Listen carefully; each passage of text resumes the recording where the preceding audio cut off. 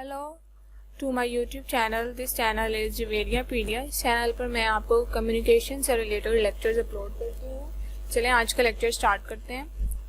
आज का जो लेक्चर है हमारे पास वो है बैरियर्स टू इफ़ेक्टिवनेस, यानी कि वो कौन से बैरियर्स हैं जो कि हम लोग कम्युनिकेशन के अंदर देखते हैं और उनको कैसे बेहतर बना सकते हैं, और उन बैरियर्स में कौन कौन से बैरियर्स शामिल हैं। सबसे पहले हमारे पास आता है physical barrier, system design, attitudinal barrier, ambiguity of word phrases, individual linguistic ability, psychological barriers, bypassing technological multitasking and absorbency, fear of being criticized, gender barriers. सबसे पहले हमारे पास आते हैं physical barriers are often due to the nature of the environment.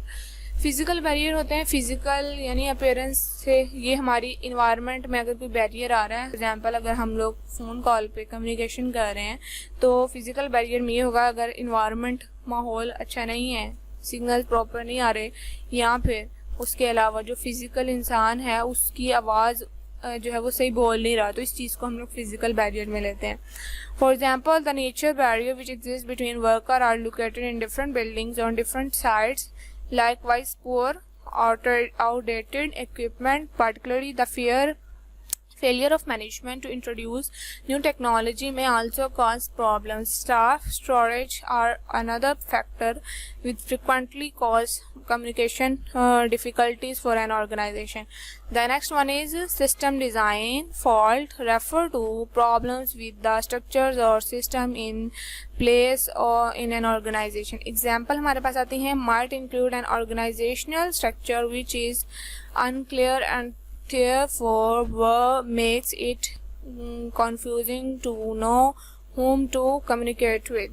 Other example हमारे पास जो system design barrier वो होता है वो कि अगर हम लोग कम्युनिकेशन कर रहे हैं for example through internet by WhatsApp या फिर स्काइप, कोई ऐसा ऐप हम लोग यूज़ कर रहे हैं कम्युनिकेशन के लिए और उसमें प्रॉपर सिग्नल्स नहीं आ रहे, या फिर जो सिस्टम है हमारा व्हाट्सएप का वो हैक हो जाए या फिर वो हैंग हो जाए, तो फिर हमारे जितने भी मैसेजेस हैं वो अगले इंसान तक ना पहुँचे, तो उस चीज़ को हम लोग सिस्टम डिज़ाइन बैरियर्स में लेते हैं। The third one is attitudinal barriers. Attitude barriers come about a result of problem with the staff in an organization.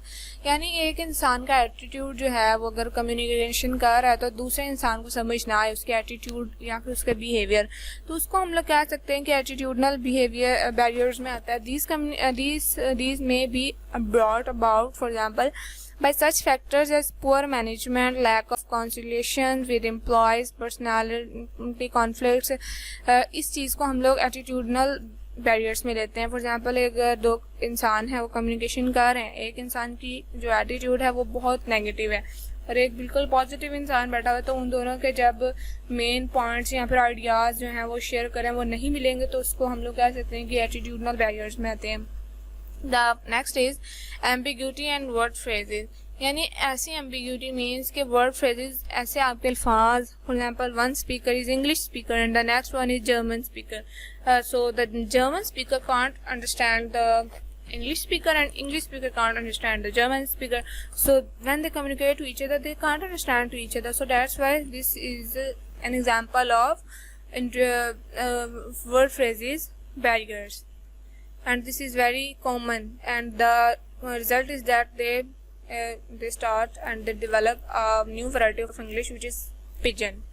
The next one is individual linguistic ability. Linguistic ability means कि जो आप बोल रहे हैं आपकी प्रोनाउंसिएशन, आपका जो linguistic pronunciation का जो वे है वो अगला बंदा समझ ना सके, तो इस चीज़ को हम लोग लिंग्विस्टिक बैरियर्स में लेते हैं।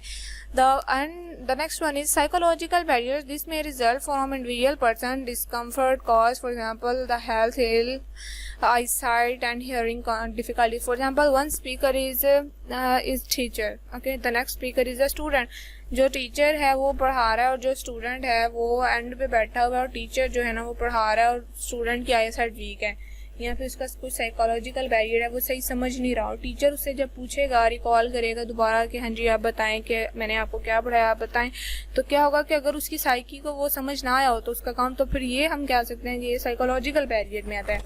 The next one is bypassing. This happen with the communication the sender and the receiver do not attach the same symbolic meanings to the words. ठीक है, the sender is expressing a thought or word but the receiver gives it different meaning. ठीक है, for example अगर sender कुछ बोल रहा है और रिसीवर कुछ बोल रहा है तो उसको हम लोग बाय पासिंग बैरियर कहेंगे. सो दीज आर द, और the next one is technological barriers and the next one is fear of being criticise. और ये भी एक मेन पॉइंट होता है कि हम क्रिटिसाइज ना हो तो कुछ ऐसे कॉन्फ्लिक्ट्स पैदा हो जाते हैं कि जिसकी वजह से कम्युनिकेशन इफेक्टिव नहीं होती. और जेंडर बैरियर्स भी होते हैं, मेल जो है वो फीमेल से कम्युनिकेशन नहीं कर सकता, फीमेल मेल से नहीं कर सकती. These are some barriers of communication. So I hope you will understand. और प्लीज़ मेरे चैनल को लाइक करें, शेयर करें और सब्सक्राइब करें.